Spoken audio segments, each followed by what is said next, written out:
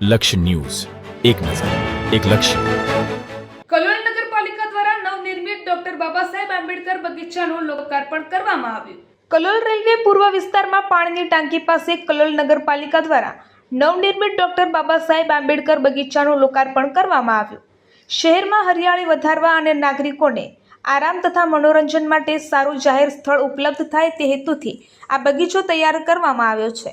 આ બગીચાનું ઉદ્ઘાટન કલોલના ધારાસભ્ય બકાજી ઠાકોરના હસ્તે રિબિન કાપી કરવામાં આવ્યું હતું. આ પ્રસંગે કલોલ નગરપાલિકા પ્રમુખ શૈલેષભાઈ પટેલ, કલોલ શહેર ભાજપ સંગઠન પ્રમુખ જીતેન્દ્રભાઈ પટેલ, નગરપાલિકાના કાઉન્સિલરો, ભાજપના વિવિધ હોદ્દેદારો તેમજ સ્થાનિક આગેવાનો મોટી સંખ્યામાં હાજર રહ્યા હતા.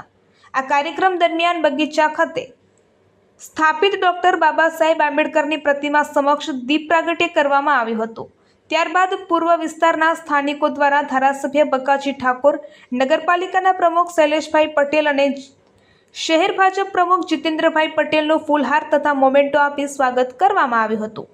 આ અવસરે ઉપસ્થિત આગેવાનોએ જણાવ્યું હતું કે કલોલ શહેરના વિકાસને ધ્યાનમાં રાખીને નગરપાલિકા દ્વારા વિવિધ વિસ્તારોમાં જાહેર સુવિધાઓ ઊભી કરાવવામાં આવી રહી છે.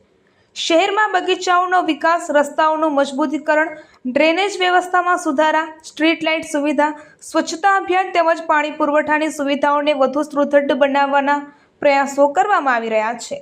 આ ઉપરાંત પૂર્વ વિસ્તાર સહિત શહેરના અન્ય વિસ્તારોમાં પણ નાગરિકોને આરામદાયક વાતાવરણ મળે તે માટે નવો બગીચાઓ, ખેલના મેદાનો અને જાહેર સુવિધાઓ વિકસાવવામાં આવશે તેવી માહિતી પણ આપવામાં આવી હતી. સ્થાનિક નાગરિકોએ પૂર્વ વિસ્તારમાં થઈ રહેલા વિકાસ કાર્યને લઈને કલોલ નગરપાલિકા તથા લોકપ્રતિનિધિઓનો અભિવાદન પાઠવ્યા હતા. આ કાર્યક્રમમાં પૂર્વ વિસ્તારના મોટી સંખ્યામાં રહેવાસીઓ હાજર રહ્યા હતા અને નવા બગીચાની શરૂઆતને લઈને આનંદ વ્યક્ત કર્યો હતો. રિપોર્ટર સંજય નાયક.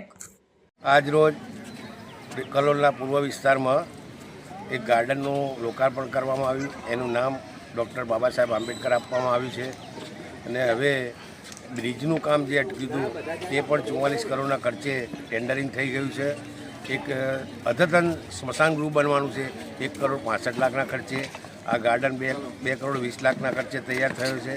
બધા હજુ ઘણા બાકી છે. ઓડાના રોડો, 24 મીટરનો રોડ, અહીંયા ગાર્ડનથી માધુપુરા સુધીના રોડ.